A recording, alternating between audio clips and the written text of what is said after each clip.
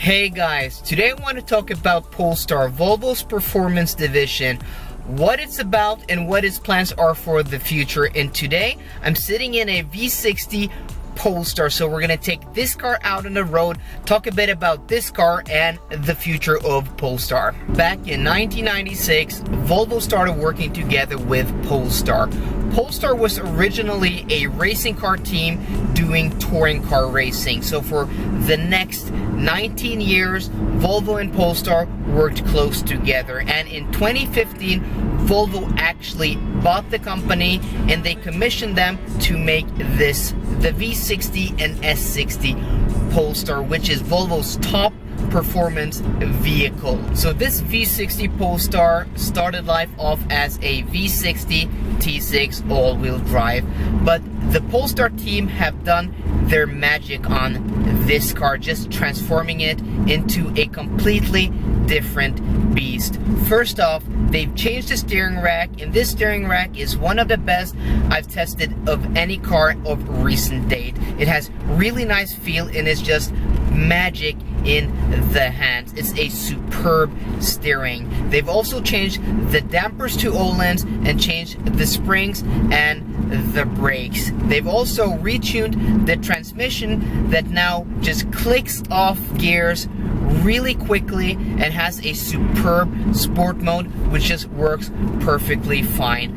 But lastly, they've done stuff to the engine. Instead of producing 306 horsepower, this engine now puts out 367 horsepower, making it one of the highest outputs per liter engine of any car on the market today. All of this results into a super sharp handling, an eager and energetic sports station wagon that goes 0 to 60 in 4.9 seconds. And I've driven a couple of this car's competitors, but this car just has an eagerness, a sharpness that's lacking in the Germans. So that's a little about Polestar's history, and with this car they've totally proven that they can make a sports saloon which is at the level of the Germans, no doubt in my mind. And you can check out my full review up there in the right corner. But this V60 is now an old car being replaced next year by a new S60 V60 on the SPA platform, the same platform shared by the S90 and V90 cars. And it's been speculated for the longest of times that there would be a Polestar version of the new S90 and V90 and then a Polestar version of the S60 V60.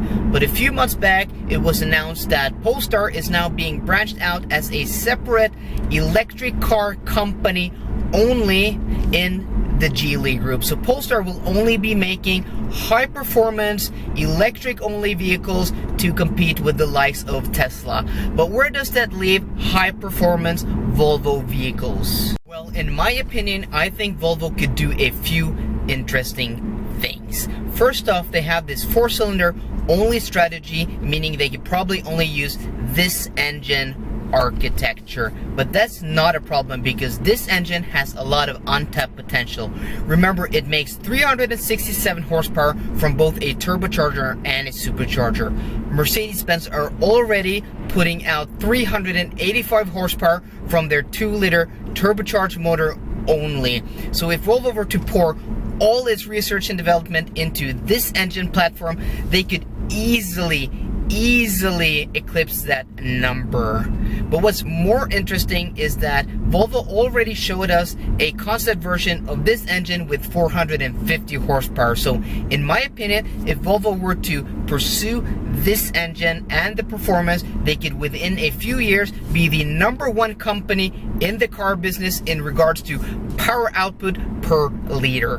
But what's more interesting is that the SPA platform is made to accommodate a hybrid drivetrain, and we already have that with the T8. So the T8 is a 320 horsepower gas engine out front, 87 horsepower electric motor out rear with the battery pack in the middle. So all the weight in between the axles, nice weight balance, and a low center of gravity.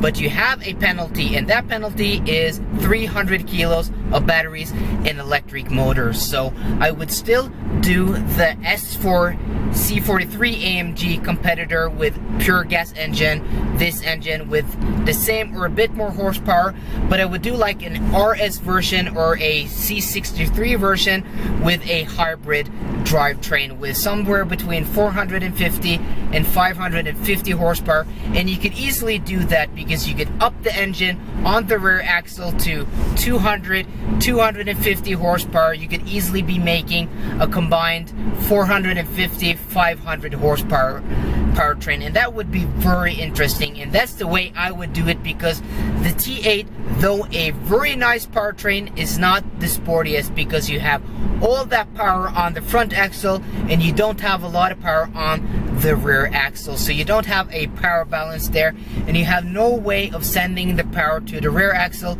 because there's no physical connection. But I think that's a very interesting idea, and that's what I would do, because you could make an RS version like of the S60 V60 with 450 horsepower, 500 horsepower, and you can make a 550 horsepower version of the S90 V90 car. And that's a car a lot of people would be looking at as an alternative to an AMG, an M5, an RS6, and what you not.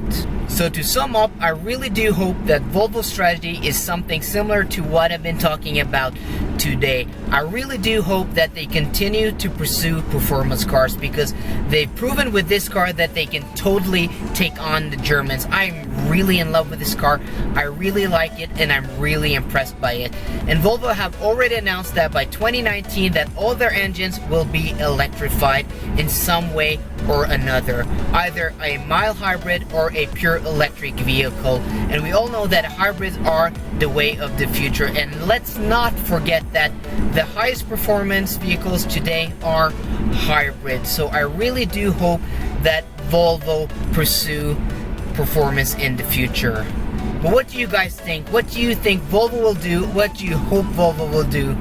Please drop a comment down below on what you guys think. And if you like this video, please drop me a like down below. And for more car content, please subscribe. See you guys later, and goodbye.